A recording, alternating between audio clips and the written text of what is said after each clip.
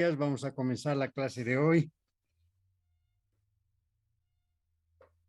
Vamos a hablar hoy de este problema de la tuberculosis intestinal y también de tuberculosis peritoneal, que si bien en el pasado llegaron a ser enfermedades un poco raras, y porque se había controlado la tuberculosis, en la actualidad volvemos a hablar del problema de la tuberculosis, sobre todo pulmonar y también extrapulmonar, consecuencia de la aparición de que esta enfermedad en la actualidad va asociada a la aparición del problema del HIV. Se observa con relativa frecuencia en pacientes en nuestro medio, por ejemplo, pacientes con tuberculosis pulmonar y en algunos casos tuberculosis intestinal y peritoneal, consecuencia principalmente de una infección por el virus de la inmunodeficiencia adquirida. De ahí que vamos a volver nuevamente a reactualizar prácticamente este tema en sentido de que probablemente lo van a ver en la práctica clínica.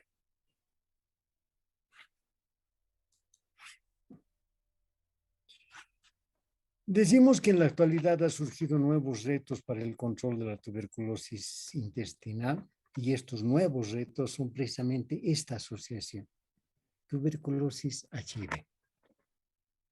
Los factores de riesgo, sabemos que los factores que antes eran los que siempre estaban como factores de riesgo para tuberculosis, sobre todo pulmonar, y en algunos casos extrapulmonar, era la enfermedad pulmonar obstructiva crónica, los pacientes que tenían alguna patología que requería la administración de inmunosupresores, los pacientes con alguna neoplasia de cualquier origen, en los cuales generalmente son pacientes inmunodeprimidos, el hacinamiento, que tenía otro de los objetos importantes con un paciente infectado, ¿verdad? En los cuales el hacinamiento permitía prácticamente la infección del resto de la familia. Y lo que ya les anticipaba, la coinfección con HIV. Esto es lo que hace de que volvamos a repasar este tema. La desnutrición, finalmente, y la diabetes mellitus, además del alcoholismo crónico, que generalmente son todos factores de riesgo que ya estaban presentes antes de la aparición del HIV. En nuestro medio, el HIV, afortunadamente, no era una patología muy frecuente, pero en los últimos años ha aparecido el HIV como un elemento importante. Oruro está entre uno de los departamentos con mayor número de infectados por HIV. Y esto viene consecuencia principalmente de migración de personal femenino, en esto principalmente de las señoras o de las damas que se dedican al comercio del sexo, ¿verdad? Entonces, esto ha promovido que el HIV, una patología frecuente en los países vecinos como la Argentina, el Brasil, por ejemplo, y otros países vecinos, ha permitido la migración de personas de sexo femenino hacia nuestro país. Llama la atención, por ejemplo, la presencia de este tipo de personas dedicadas a este comercio en algunos centros de nuestro departamento, que son los que están promoviendo prácticamente la coinfección con tuberculosis. Entonces, en la diapositiva están todas las localizaciones que pudiera tener la tuberculosis, desde la tuberculosis en el sistema nervioso central, lo primero a nivel pulmonar, a nivel renal, suprarrenal, a nivel osteoarticular y las múltiples localizaciones que puede tener el bacilo de Koch. Desde el punto de vista de la epidemiología, podemos decir que esta enfermedad de la tuberculosis es una enfermedad de la gente adulta joven, generalmente entre los 25 a 44 años de edad, generalmente cuando hay mayor incidencia de la enfermedad en relación con la edad. En cuanto a sexo, ligero predominio en las mujeres, eh, en cuanto a la infección con bacilo de Koch. La enfermedad pulmonar generalmente representa el 80% de la tuberculosis y solamente un 20% es la tuberculosis extrapulmonar, es decir, de otra localización que no es el pulmón. Y dentro de estas localizaciones podemos citar, por ejemplo, la genitourinarias, donde está más el riñón, la localización linfática, la localización intraabdominal, que es la que vamos a hoy abordar, tanto la peritoneal como la intestinal, la localización ósea y la localización a nivel del sistema nervioso central. En la radiografía, en la placa, vemos característicos, los gránulos de mijo que llamamos, que se pueden observar como pequeñas opacificaciones redondeadas, un punteado redondeado macronodular, que se observa en la tuberculosis. Y en la parte superior, principalmente cerca del vértice pulmonar, tercio superior de campo pulmonar, observamos una clásica caverna de la tuberculosis pulmonar activa. Patogénesis. Los principales mecanismos de diseminación de la tuberculosis. Tenemos la vía hematógena de foco pulmonar activo. Es una vía de diseminación principalmente cuando los gérmenes o los bacilos de Koch pasan desde el parénquima pulmonar hacia la vía hematógena, hacia el torrente sanguíneo. Esta es una de las formas de diseminación de la enfermedad en el resto del organismo. La segunda, la posibilidad de deglución de esputo infectado de pacientes con tuberculosis pulmonar activa.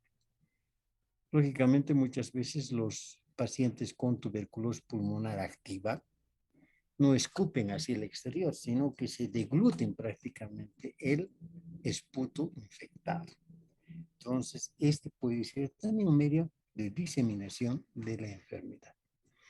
La ingestión de leche o comida contaminada. En la actualidad, prácticamente esto de la leche contaminada ha pasado a ser una situación de diseminación muy rara, porque antes de la aparición de las productoras de leche, de las procesadoras de leche, esta vía de diseminación de la tuberculosis pulmonar era muy frecuente, porque recuerden que prácticamente la gente que estaba en el campo traía eh, lo que había ordeñado de sus vacas directamente al consumo de la población.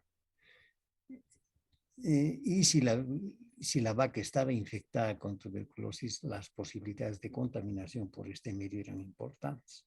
En la actualidad prácticamente esto ya ha desaparecido porque en la actualidad la gran mayoría de la gente consume leche pasteurizada, o sea, procesada en las plantas en las plantas lecheras prácticamente de nuestro país. En consecuencia, la posibilidad de esto ha disminuido en forma importante. La comida contaminada, esto principalmente con aquellas personas que manipulan alimentos, ¿verdad? En estos pacientes pueden ser factores de diseminación de la enfermedad. También una situación media rara, ¿no? De diseminación de la enfermedad. Y finalmente, la siembra en órganos vecinos. En la medida que va avanzando la tuberculosis en un determinado órgano, puede llegar a invadir un órgano vecino, un órgano adyacente.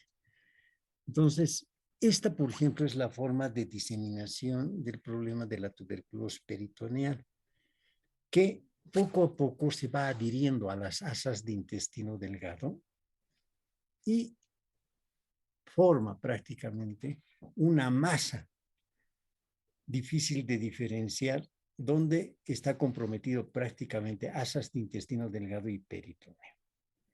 Entonces, una de las causas importantes de diseminación. Decíamos que uno de los medios de diseminación, o unos medios de afectación por el bacilo de Koch es el peritoneo. Y esta es la clásica presentación de la tuberculosis peritoneal, en la cual observamos los clásicos gránulos de mijo prácticamente diseminados en todo el peritoneo. Estos gránulos son áreas de compromiso por bacilo de Koch en tuberculosis peritoneal. Bueno, en cuanto a patogénesis, las lesiones en el intestino pueden adoptar diferentes formas. La tuberculosis en su presentación macroscópica puede presentar diferentes formas. Una de las formas es la ulcerativa, frecuentemente observada en el intestino delgado. En el intestino delgado muchas veces la tuberculosis puede producir úlceras, lesiones ulcerativas en la mucosa del intestino delgado. Es una forma de presentación de tuberculosis. La otra forma, la forma hipertrófica, o sea, pequeñas verrugas prácticamente, protruyentes hacia la luz del intestino en varias partes, ya sea a nivel del intestino delgado o del intestino grueso. Pueden producir este tipo de lesiones la tuberculosis, o sea, lesiones que llamamos hipertróficas, que, por ejemplo, una formación verrugosa podría más o menos darnos una idea de cómo se ven estas lesiones a nivel del intestino delgado. Luego tenemos finalmente las úlcero-hipertróficas. Puede haber también estas formaciones verrugosas, pero ulceradas, en regiones diferentes del intestino delgado, pero más frecuentemente a nivel de la región iliocecal. Y estas pueden formar verdaderas masas a nivel de esta región. Es frecuente encontrar en algunos pacientes una masa a nivel de la fosa ilíaca derecha, consecuencia de que la localización más frecuente, una de las localizaciones más frecuentes del bacilo de la tuberculosis, es generalmente la parte distal, la parte terminal del hilo. Ahí es donde se localiza con mayor frecuencia las lesiones. Well, y finalmente, la última forma de presentación de tuberculosis viene a ser las estenosis, o sea, pequeñas estenosis en el intestino delgado en múltiples sitios. Esta suele ser la característica de presentación de la tuberculosis en el intestino delgado, donde podemos encontrar múltiples áreas de estenosis. En la luz intestinal, una disminución franca de la luz del intestino en varios sectores, en forma pequeña y corta. Localizaciones. Entonces decimos que la localización más frecuente es la localización iliocecal. Y la otra localización, la yeyuno ilial. En la unión yeyuno ilial puede también presentarse la tuberculosis. Pero si hablamos de presentación, existe la posibilidad de que la tuberculosis pueda presentarse en cualquier parte del intestino delgado o en cualquier parte del colon.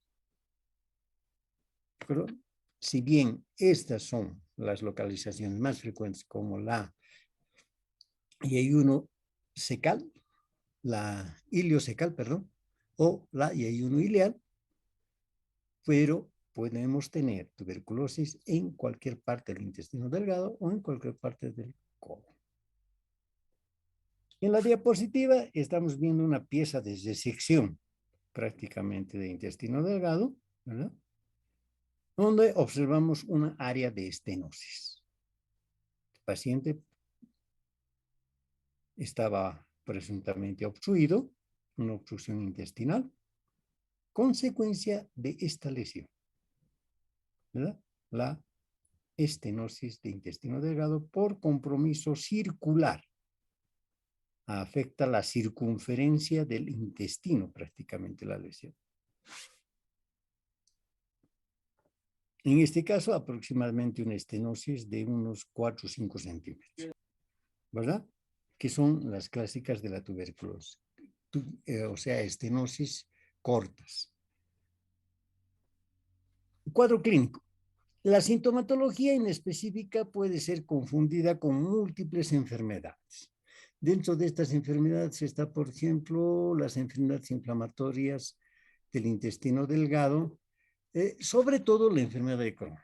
Yo recuerdo esto, por ejemplo, durante mi formación en la Argentina, que muchos recuerden que la migración boliviana a la Argentina es importante. Hay muchos compatriotas que están en la Argentina, son millones prácticamente de compatriotas que están en la Argentina. Y lógicamente ellos acuden a los hospitales municipales. El Hospital Nacional de Gastroenterología, por ejemplo, de Buenos Aires, es un hospital municipal, donde generalmente venían algunos compatriotas a la consulta. Y este tipo de casos nos quedan un poquito de dudas en relación a la procedencia del paciente. Si era argentino, generalmente teníamos más posibilidades de que pueda ser una enfermedad de Crohn. En cambio, si era un boliviano que había migrado a la Argentina, las posibilidades de que sea una tuberculosis intestinal estaban presentes. Entonces, uno de los diagnósticos diferenciales importantes es el problema de la tuberculosis intestinal en los pacientes con relación a la enfermedad inflamatoria intestinal, sobre todo la enfermedad de Crohn, que tiene la misma localización. Generalmente la enfermedad de Crohn se localiza también a nivel de la parte distal del hilo, generalmente cerca de la válvula ilioceca.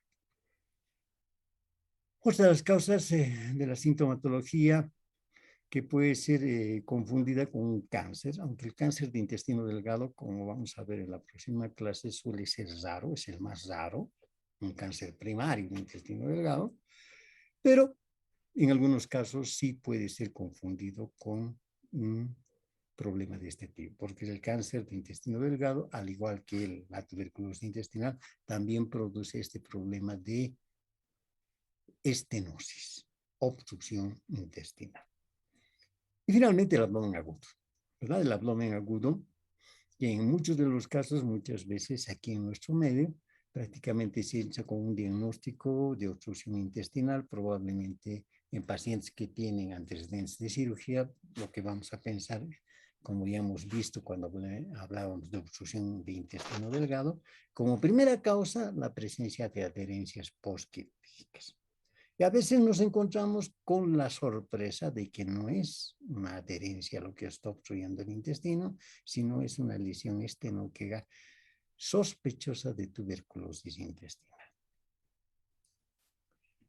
Otro de los síntomas que suele prevalecer en el cáncer, en la tuberculosis intestinal suele ser el dolor abdominal, que está presente prácticamente en el 85% de los casos, un dolor de tipo cólico que generalmente es intermitente y que puede arrastrarse por varios meses y a veces años. Otra de las cosas que llama la atención en el paciente con tuberculosis intestinal es la pérdida de peso, que está presente en el 66% de los pacientes. Vean que es una sintomatología muy frecuente en los pacientes con TBC. Y finalmente la fiebre, generalmente fiebre vespertina, ¿verdad? En el 30 a 50% de los pacientes y dependiendo de cuánto esté afectando la tuberculosis, cuánto de superficie esté afectando en la tuberculosis intestinal, va a provocar diarrea en el paciente. Menos frecuentes son la debilidad generalizada, las náuseas, los vómitos, la sudoración nocturna, la melena o la proctorragia. Estas generalmente, cuando hay melena o proctorragia, generalmente obedecen a procesos ulcerativos, ya sea a nivel del intestino delgado, que puede provocar una melena, o puede provocar una proctorragia cuando está comprometida la parte distal del colon. Las lesiones ulcerativas pueden dar hemorragia en el paciente. Al examen físico, abdomen blando del percible, levemente distendido en algunos casos de pacientes con tuberculosis intestinal. Lo que sí nos puede llamar la atención es el problema de encontrar una masa a nivel de los cuadrantes inferiores del abdomen, sobre todo a nivel de la fosa ilíaca derecha, esto principalmente por la frecuencia de localización de la tuberculosis intestinal a nivel de la región iliocecal. En la diapositiva estamos describiendo esto que les anticipaba, la reacción fibroadhesiva en peritoneo y vísceras abdominales formando un conglomerado sin poder definir el límite de los órganos insabdominales. Vean, prácticamente forma una masa, ¿verdad? Donde está prácticamente todo el peritoneo engrosado que ha comprometido varias asas de intestino delgado, formando prácticamente una masa, de la cual es difícil diferenciar hasta dónde está el peritoneo y hasta dónde, qué parte es el intestino. Una masa muy compacta que puede encontrarse durante el acto quirúrgico, la llamada reacción fibroadhesiva que se observa en la tuberculosis peritoneo-intestinal.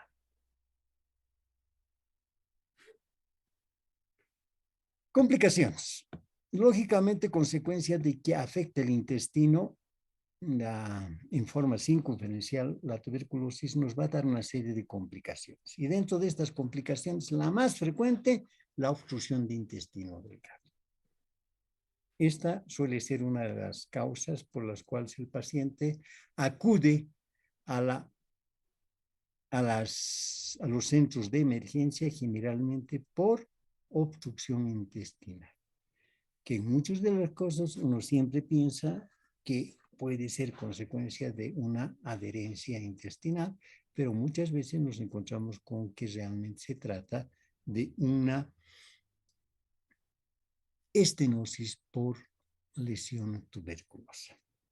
Lo mismo, esta parte de que esté estenosada, donde está localizada el proceso infiltrativo por la tuberculosis, puede sufrir perforación o fistulización hacia órganos vecinos. Es frecuente, por ejemplo, la fístula enterovesical, que consecuencia principalmente de que las asas prácticamente ingresan en la cavidad pélvica, ¿verdad? Y una lesión a nivel del intestino puede abrirse hacia la vejiga. Y dependiendo de cuánto de intestino esté comprometido, en el paciente puede aparecer un síndrome de mala absorción, generalmente con síntomas de diarrea crónica en el paciente, ¿no? A nivel del intestino grueso, la tuberculosis intestinal puede producir perforación, puede producir fístulas internas, puede producir hemorragia digestiva baja o puede producir además obstrucción intestinal. En la diapositiva estamos viendo precisamente una pieza de resección con lesión estenosante tuberculosa. Vean que siempre afecta toda la circunferencia del intestino, por esto provoca generalmente estenosis y obstrucción. Vemos toda la masa que provoca la tuberculosis. Las resecciones, como vamos a ver más adelante, generalmente deben ser lo menos que podamos hacer, no resecciones extensas de intestino, sino resecciones generalmente pequeñas para no provocar prácticamente resecciones de intestino largas, que a la larga podrían provocar un intestino corto. Aquí vemos las estenosis, esto ya en colon, ¿verdad? Una estenosis de colon ascendente, y una imagen colonoscópica, ¿verdad? Aquí estamos viendo prácticamente el orificio, por donde está dejando pasar prácticamente. Consecuencia, hay estenosis a nivel del colon. Esta es una visión colonoscópica. Diagnóstico. Laboratorio clínico. En el laboratorio clínico lo que suele llamar la atención en tuberculosis intestinal es principalmente la anemia y la velocidad de sedimentación globular, generalmente elevada en el 90% de los casos.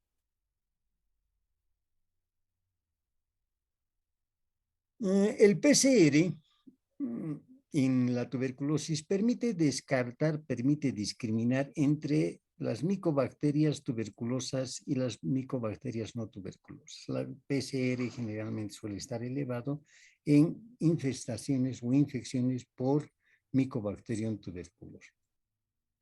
Entonces nos permite diferenciar de otras micobacterias no tuberculosas. La prueba de la tuberculina, pues positiva en el 70 al 80%, no en pacientes inmunodeprimidos. La prueba de tuberculina, lógicamente, va a resultar positiva en un paciente con tuberculosis intestinal en la gran mayoría de los pacientes. Recuerden que prácticamente es una de las vacunas que está dentro del programa ampliado de inmunización, ¿verdad? Dentro del PAI, prácticamente es la primera vacuna que recibe el recién nacido. En consecuencia, esta prueba va a resultar positiva prácticamente en casi todos nuestros pacientes. Lo que no sucedería tal vez en otro país, donde no es muy importante la incidencia de tuberculosis, como ocurre, por ejemplo, en los países desarrollados. Es un poco peligroso utilizar esta prueba de tuberculina en pacientes inmunodeprimidos, porque podríamos generar activación de la enfermedad. Recuerden que la prueba de la tuberculina nada más que es la acción de un bacilo de Koch atenuado, ¿verdad?, que se lo inyecta y va a producir la reacción prácticamente antígeno-anticuerpo, que es la que observamos en la prueba de la tuberculina.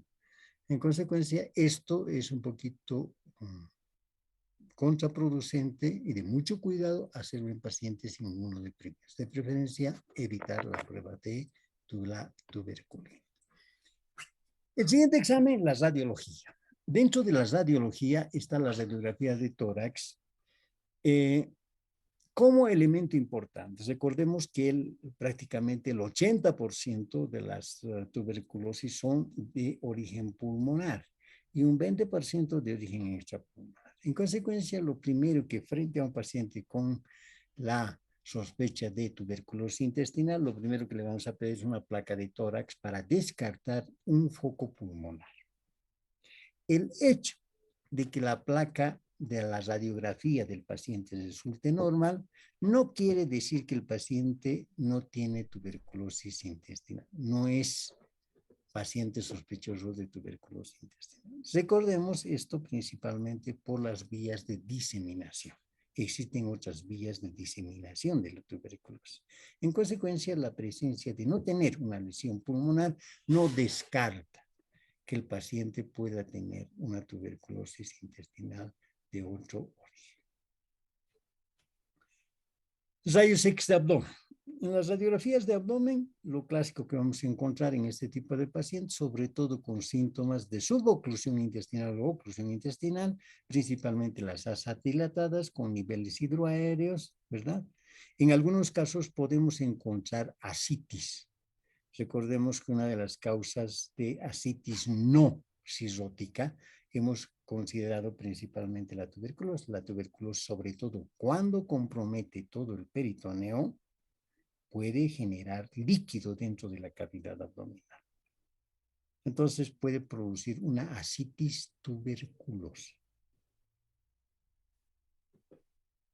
Estos gránulos de mijo que hemos visto en el peritoneo pueden calcificarse, sobre todo frente al tratamiento llegan a la calcificación. Y muchas veces en la placa simple de abdomen pueden observarse estas calcificaciones de los nódulos que son prácticamente calcificación de los nódulos linfáticos, donde han quedado atrapados prácticamente los bacilos de Koch.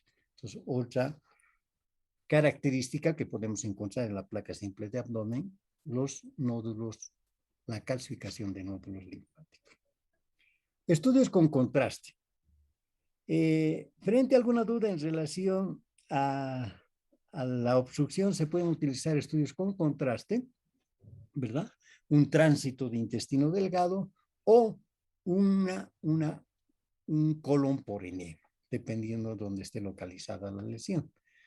En consecuencia, en estos vamos a encontrar retracción y acortamiento del ciego, esto sobre todo cuando hacemos un colon por enema, cuando la lesión está localizada principalmente a nivel del colon, podemos encontrar una retracción o acortamiento del ciego. que asciende en ángulo obtuso. Recordemos que generalmente el ingreso de la parte terminal del ilium en el ciego generalmente es un ángulo casi de 90 grados.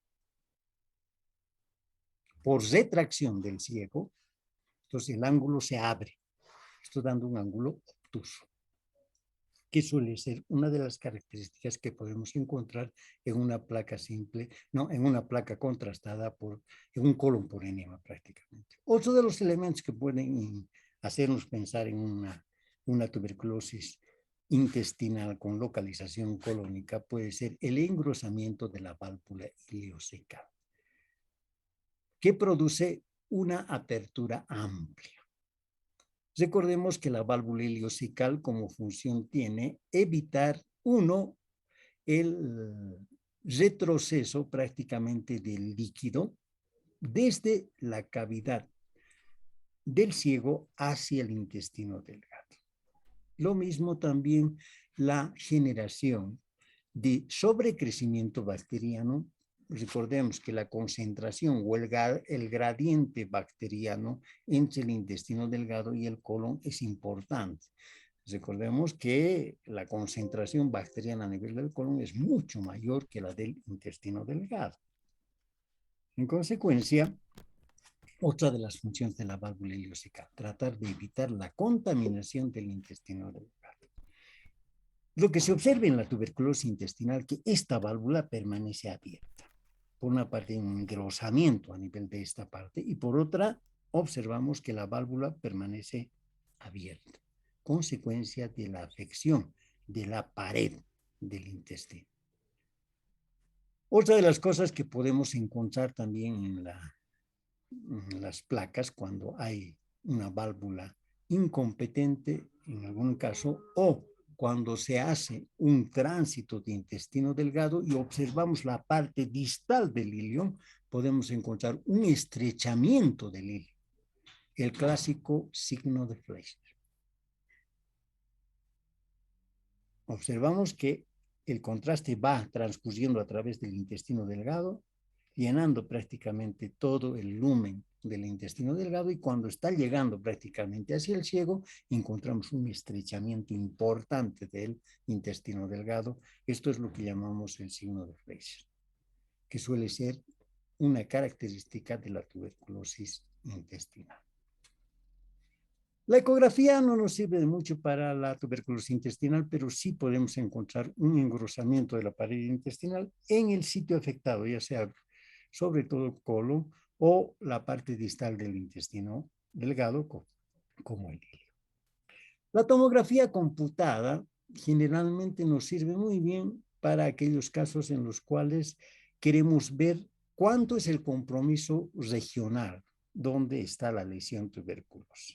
Entonces, tenemos algunos hallazgos inespecíficos como adenopatías en el 80%, 89% de los casos, las adenopatías que podemos encontrar dentro de la cavidad abdominal, la esplenomegalia en el 66, 67% de los casos, la hepatomegalia 37% y ascitis 26%. Todos estos hallazgos los podemos encontrar en una tomografía de abdomen, ¿verdad?, que nos pueden ubicar en relación al compromiso de la cavidad abdominal en la tuberculosis intestinal.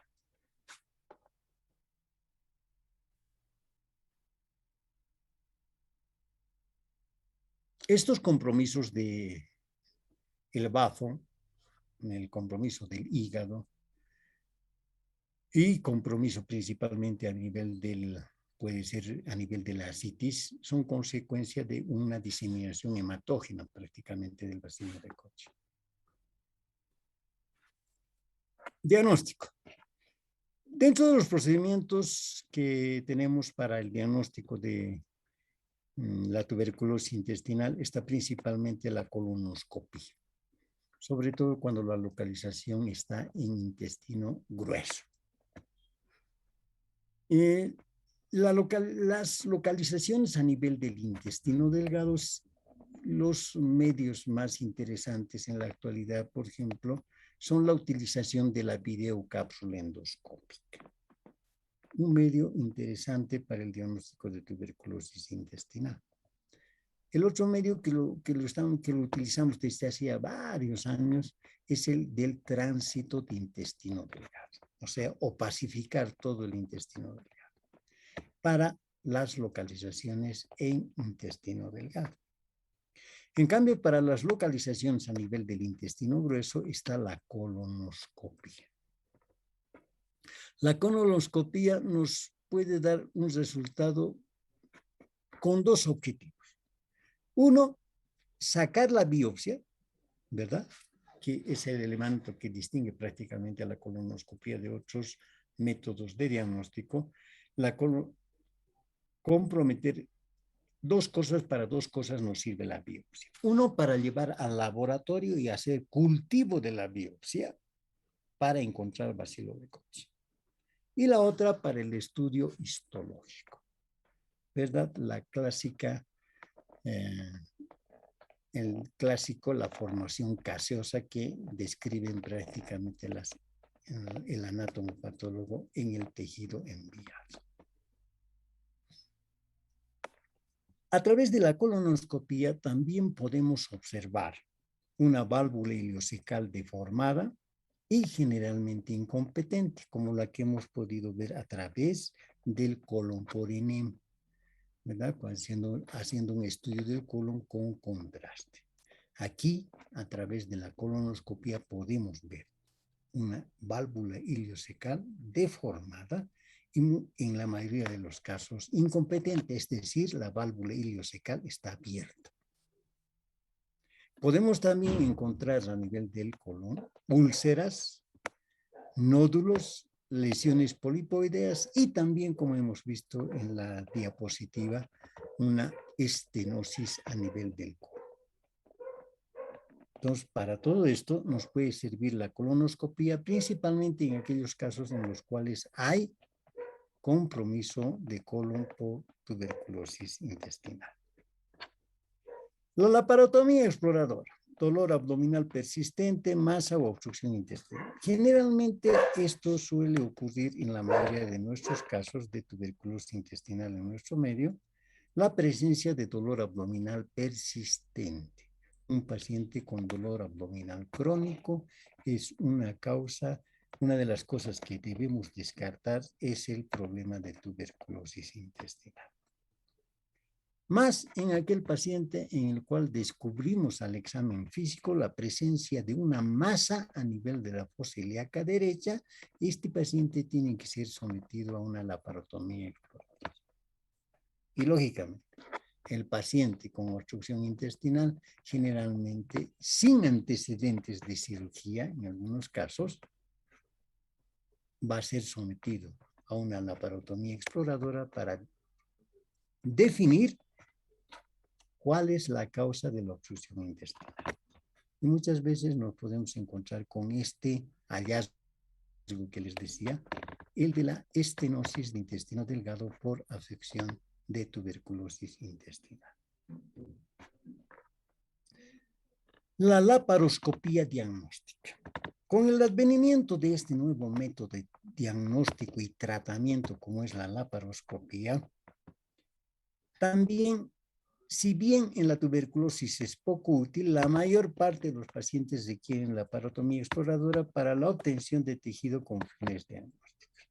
¿Cuál la diferencia o la desventaja de la laparoscopía con la laparotomía exploradora? En la laparotomía exploradora abrimos el abdomen, ¿verdad?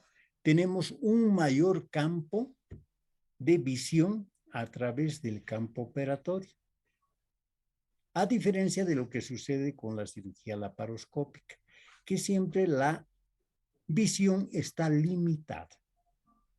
Segundo, nos permite, al ver mayor superficie en el campo operatorio, tomar las biopsias que sean necesarias de diferentes puntos, ya sea del peritoneo, de lesiones peritoneales, a nivel del intestino. Todo lo que vemos a través del abdomen abierto, la cavidad abierta en una laparotomía. Lo que no sucede con la cirugía laparoscópica. en la cual generalmente está limitada la visión. Entonces, esta la diferencia de la de hacer una laparotomía a hacer una laparoscopia. Se prefiere hacer una laparotomía exploratoria. Pero si el personal y el hospital cuenta con el equipo correspondiente, se puede intentar de principio hacer una laparoscopía diagnóstica. Diagnóstico diferencial. De los hallazgos que a veces sorprende suele ser elevado dentro de los marcadores tumorales el CA-125, que se utiliza como marcador tumoral de cáncer de ovario. Este marcador tumoral suele estar elevado también en la carcinomatosis peritoneal. Y también está elevado en la tuberculosis peritoneal. En consecuencia, muchas veces cuando el cáncer de ovario ya ha comprometido el peritoneo, el CA-125 puede estar elevado, pero por un cáncer de ovario, no por una tuberculosis peritoneal, o puede al contrario, ¿verdad? En consecuencia, cuando hacemos una dosificación de este marcador tumoral para cáncer de ovario con el CA-125, tenemos que tener cuidado de hacer un diagnóstico diferencial de que el paciente no tenga una tuberculosis peritoneal, más que una carcinomatosis consecuencia de la invasión del peritoneo por un cáncer de ovario. Las enfermedades inflamatorias en lesiones extensas de colon, como la enfermedad de Crohn y la colitis ulcerativa. Estas dos enfermedades inflamatorias también atacan tanto el intestino delgado como el colon. La enfermedad de Crohn, como ya decíamos anteriormente, es mayor frecuencia, afecta el intestino delgado. Es rara la enfermedad de Crohn en intestino grueso. Entonces, una de los diagnósticos diferenciales importantes. En nuestro medio, la enfermedad de Crohn, como les decía, y la colitis ulcerativa son dos patologías que son raras en nuestro medio. Pero nos sirven como diagnóstico diferencial en algunos casos como cuando el paciente sea procedente de los países vecinos. En este caso, hay que plantearse este diagnóstico diferencial porque estas enfermedades como la enfermedad de Crohn y la colitis ulcerativa son dos enfermedades que son frecuentes en los países vecinos. En consecuencia, un diagnóstico diferencial importante en este tipo de pacientes. Tratamiento. Tratamiento médico. Los regímenes utilizados en la TBC pulmonar también son útiles en la TBC extrapulmonar. O sea, los esquemas de tratamiento que se utilizan en la tuberculosis pulmonar también se utilizan en la tuberculosis intestinal o peritoneal. Entonces tenemos las drogas de primera línea. Las drogas de primera línea pueden ser utilizados en pacientes en los cuales no tenemos mucha seguridad, lo que llamamos una prueba terapéutica. No tenemos mucha seguridad de que hay centros en los cuales no se cuenta con todo el equipamiento como para hacer todos los exámenes necesarios para diagnosticar una tuberculosis intestinal, ¿verdad? En estos centros generalmente se puede optar por una prueba terapéutica. Siempre que haya indicios importantes en el paciente de tener una tuberculosis intestinal, se puede intentar hacer una prueba terapéutica generalmente por 3 meses con los medicamentos de un determinado esquema de la tuberculosis. Al cabo de estos 3 meses, generalmente se evalúa el paciente. Si el paciente ha mejorado notablemente, quiere decir que el paciente efectivamente se trata de una tuberculosis intestinal o peritoneal. Dentro de estas drogas que se utilizan para la prueba terapéutica y para el tratamiento de pacientes con tuberculosis intestinal está la isoniazida, la rifampicina, la piracinamida, la estreptomicina y en algunos casos se puede utilizar como medicamento de primera línea, el etambutol. Todos estos medicamentos, algunos tienen acción nefrotóxica y algunos tienen afección hepatotóxica. Por lo tanto, antes de iniciar el tratamiento antibiótico con estos pacientes, con cualquiera de los esquemas, debemos hacer pruebas de función renal y pruebas de función hepática. La isoniazida, por ejemplo, es un elemento importante, un medicamento importante como hepatotóxico. En cambio, la streptomicina, al igual que el resto de los aminoglucósidos, tiene incidencia principalmente de un medicamento nefrotóxico, ¿verdad? Como ototóxico. Entonces, debemos valorar prácticamente previamente al paciente en cuanto a su funcionamiento hepático y renal. La Organización Mundial de la Salud clasifica la TBC extrapulmonar como formas graves a las siguientes. Y esto es importante para determinar que dentro de lo que clasifica como formas graves de TBC extrapulmonar para la Organización Mundial de la Salud está la tuberculosis abdominal. Entonces vemos que está dentro de las formas graves de tuberculosis la TBC abdominal.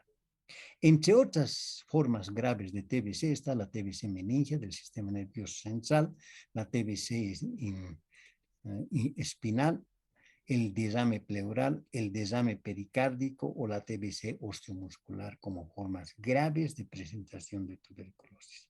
Y vemos que dentro de estas formas graves está la TBC abdominal. En general, hasta hace tiempo, hasta hace varios años, el tratamiento de la tuberculosis era por un año. Y esto generaba una serie de molestias en el paciente. Por una parte, la tolerancia de los medicamentos y la otra, por el tiempo de el tratamiento, generalmente los pacientes abandonaban el tratamiento. En la actualidad, el tratamiento se aconseja que debe ser con 4 fármacos por 2 meses, seguido de 4 meses con rifampicina y isoniazida. Entonces, los 4 fármacos por 2 meses, seguidos de 4 meses de rifampicina y isoniazida, lo que hace prácticamente un tratamiento completo de 6 meses, o sea, medio año prácticamente. Esto ha hecho que el tratamiento en tuberculosis sea mucho más efectivo y que el paciente lo cumpla, porque son 6 meses. Todavía más tolerable porque 4 medicamentos, o sea, 4 fármacos se administran durante los primeros 2 meses. Y solamente con rifampicina y isoniazida se queda los últimos 4 meses del paciente. Entonces, esto hace una muy buena tolerancia al tratamiento en tuberculosis en el paciente con tuberculosis intestinal o tuberculosis peritoneal. Los pacientes resistentes se puede incluir en el esquema de tratamiento la pirosinamida, la streptomicina o el etambutol. En pacientes resistentes a alguno de los tratamientos de los medicamentos primarios, como la isoniazida, rifampicina, piracinamida. En estos casos, si hay resistencia a estos medicamentos, se puede utilizar estos otros, ¿verdad? En los pacientes con HIV, que es el problema que tenemos en nuestro país, como ser, por ejemplo, la reaparición de la tuberculosis pulmonar, sobre todo, y también algunos casos de tuberculosis abdominal, entre los cuales está la tuberculosis peritoneal y la tuberculosis intestinal. En el tratamiento hay que tener el cuidado de sustituir la rifampicina por la rifabutina, un derivado de la rifampicina, que es la rifabutina. Porque la rifampicina interfiere con la farmacocinética, es decir, interfiere con las acciones que produce la rifampicina en el ser humano en relación con los retrovirales o antivirales que se utilizan en el tratamiento del HIV, como ser, por ejemplo, los inhibidores de la proteasa o los inhibidores de la transcriptasa. Tanto los antivirales como los retrovirales que se utilizan en el HIV pueden ser inhibidores de la proteasa o inhibidores de la transcriptasa. Entonces, si utilizamos rifampicina en pacientes con HIV, podemos interferir con el tratamiento para el HIV. Por esto, debemos utilizar generalmente un derivado de la rifampicina, la rifabutin. Finalmente, tenemos los medicamentos de segunda línea. En aquellos pacientes en los cuales no toleran los fármacos de la primera línea o en aquellos resistentes a los medicamentos de primera línea. En estos casos se puede utilizar el ácido paraaminosalicílico, la cicloserina, la etionamida, la canamicina, el ciprofloxacino o el ofloxacino. Son medicamentos que pueden utilizarse en aquellos pacientes en los cuales haya intolerancia a estos medicamentos, a los medicamentos de primera o tengan de última resistencia a estos medicamentos de la primera línea. Entonces podemos utilizar los medicamentos de la segunda línea. Entonces el tratamiento que debemos hacer es generalmente por 6 meses, los primeros 4 meses con los primeros 2 meses con 4 medicamentos y los últimos 4 meses con rifampicina y isoniazid. Generalmente tenemos una muy buena respuesta en relación a lo que se tiene en tratamiento médico con el paciente. ¿Qué hacemos en los pacientes, por ejemplo, obstruidos? El tratamiento quirúrgico. Entre el 25 al 75% de los pacientes con tuberculosis intestinal o peritoneal van a requerir cirugía. Y la primera indicación de cirugía en el paciente con tuberculosis intestinal es la obstrucción intestinal. Generalmente en un 15 a un 60%. Este es, digamos, la causa más frecuente de indicación quirúrgica en el paciente con tuberculosis intestinal. Otra de las complicaciones por las cuales el paciente puede llegar a la cirugía es el problema de perforación intestinal. En el 1 al 15%. Los abscesos, ya sean los abscesos intraabdominales y las fístulas en un 2 a un 30%. Vemos que estas complicaciones son mucho menos frecuentes en tuberculosis intestinal. Vemos que la primera causa de tratamiento quirúrgico en el paciente con tuberculosis es la obstrucción intestinal. Otra causa que también puede ser requerir cirugía en el paciente es la hemorragia masiva. Rara por tuberculosis porque provoca endarteritis y lesiones vasculares. O sea, la hemorragia masiva generalmente es más frecuente en aquellos pacientes con localización a nivel de colon. Sobre todo lesiones ulcerativas múltiples en colon que pueden llegar a producir un sangrado masivo. Afortunadamente, esta complicación es rara en el 2% de los casos. Y esta complicación se debe a que la tuberculosis provoca una afección del endotelio vascular, de los vasos que irrigan el intestino delgado o el intestino grueso, provocando lesiones vasculares, o sea, obstrucciones prácticamente vasculares, que van a producir necrosis a nivel de la mucosa intestinal con consecuencia de lesión, principalmente de la submucosa, donde está prácticamente toda la irrigación del intestino. Consecuencia, la producción de hemorragia en este tipo de pacientes.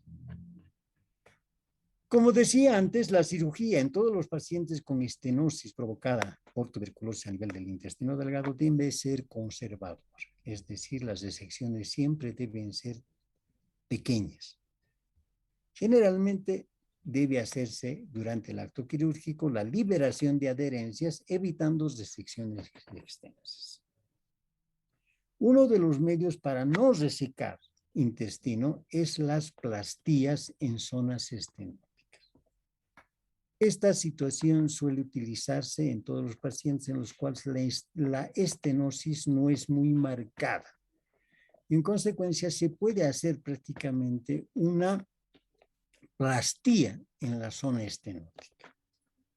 Estas plastías consisten prácticamente en hacer una incisión del intestino en dirección longitudinal del intestino y hacer la sutura en dirección perpendicular. Esto va a ampliar prácticamente la luz del intestino. Esto es lo que llamamos una plastía. Como el paciente posteriormente va a ser sometido a tratamiento específico, ¿verdad? Con todos los medicamentos que hemos indicado, el resto de la lesión generalmente cura por el tratamiento médico. Entonces, por esto, las resecciones generalmente deben ser conservadoras y si es que se puede, mejor se hacer una plastía. En caso de tuberculosis peritoneal, sobre todo en la forma fibroadhesiva como la que hemos visto en la anterior diapositiva, se puede presentar como obstrucción intestinal. Por adherencias firmes hay poca probabilidad de lograr una disección sin perforación del tubo digestivo. Por esto se recomienda generalmente una conducta conservadora en el paciente con obstrucción intestinal, en la cual el intestino ha sido comprometido en esta masa provocada por la tuberculosis peritoneal. Esto nos debe llamar la atención en relación a tener una conducta muy conservadora y tratar de abandonar el intento de hacerlo, o sea, el intento de discriminar entre peritoneo y, y asas de intestino delgado.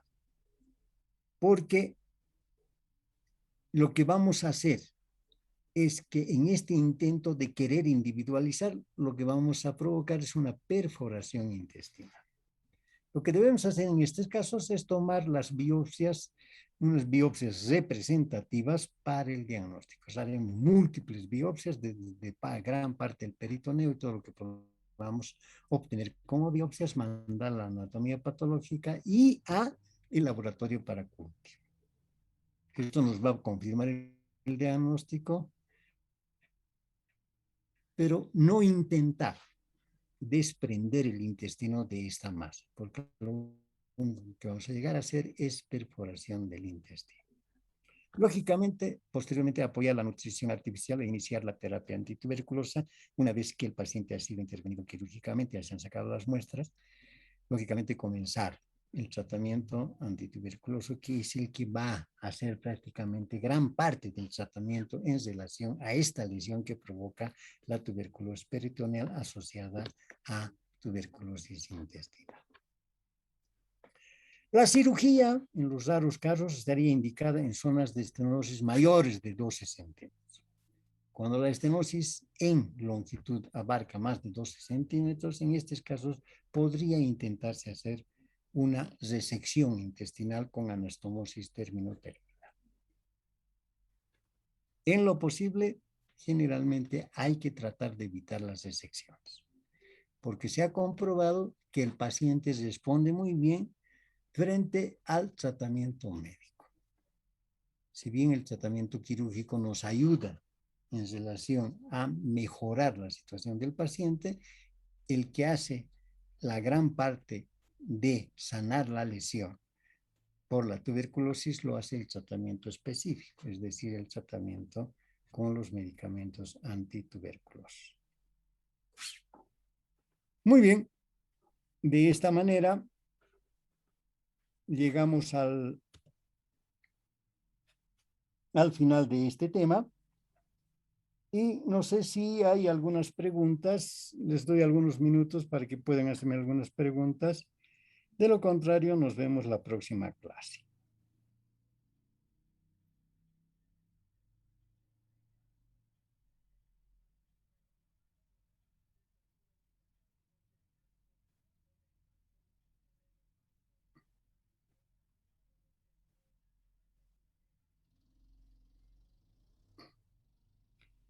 Muy bien, parece que no hay preguntas. En consecuencia,